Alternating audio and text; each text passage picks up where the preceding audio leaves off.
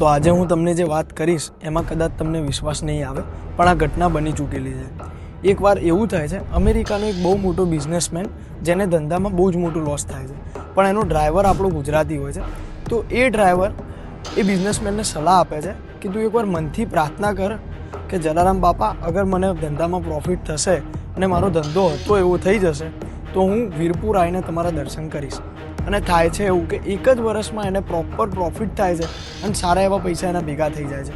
તો ત્યારે આપણો ગુજરાતી ડ્રાઈવર એને યાદ કરાવે છે કે તમે મનથી પ્રાર્થના કરી હતી કે તમારું કામ થઈ જશે ને તો તમે દર્શન કરવા આવશો, તો તમે ગયા નથી તો જઈ આવો એમ.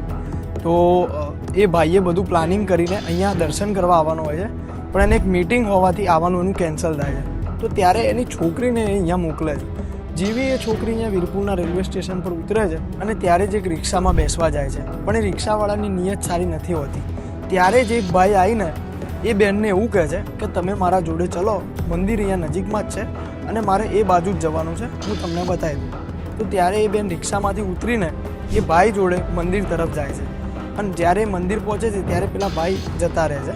અને જેવા એ મંદિરના અંદર આવીને જેવી મૂર્તિ જોવે છે ત્યારે એ બેનને એવો આભાસ થાય છે કે જે ભાઈ એમને રેલવે સ્ટેશનથી મંદિર સુધી લઈને આવ્યા એ પોતે જલારામ બાપા જ હતા.